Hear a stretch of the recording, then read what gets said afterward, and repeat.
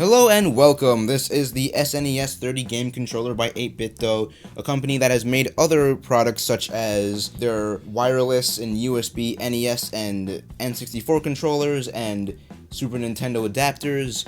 This is their Super Nintendo / SFC USB controller, and I had to put this back into its original packaging so I can show you, take off the slipcase, how elegant this packaging actually is. It's actually pretty surprising for a game controller.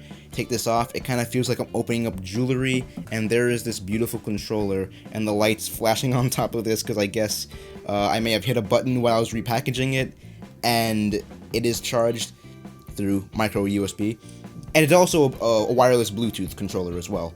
And one of my favorite systems of all time is the Super Nintendo. I'm someone who has played a lot of third-party Super Nintendo controllers, and I have to say, this is probably my favorite one. Here's the one from Circa, which actually hooks up to a Super Nintendo with the Super Famicom colored buttons. Look how beautiful that is.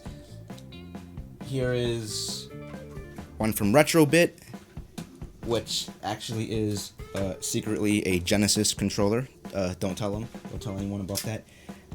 And I have to say, this is probably, and I do have a few other ones, but they're not worth mentioning. They're pretty crappy. These ones are the few good ones I would say are worth actually mentioning. But this is probably my favorite third-party Super Nintendo controller, and my favorite Super Nintendo controller since the original Super Nintendo controller. It's the closest to feeling like the genuine article, and I guess that's the most important thing for me. Like when I think about, say, this Circa controller, which I guess was my previous favorite, the issue with this, though, was the D-pad was kind of broad and kind of flat. Like you can see each quadrant here is a lot broader. It looks a lot broader than it should, if you see in that comparison.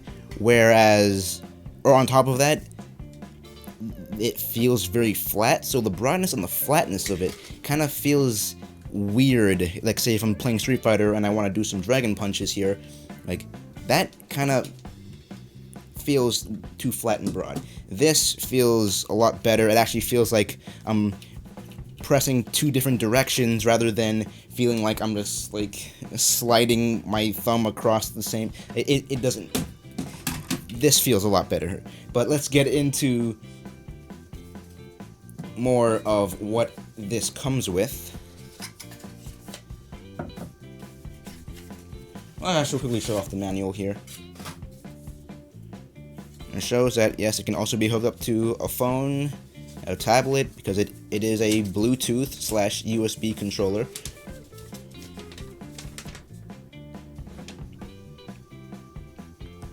Let's lay it onto the side.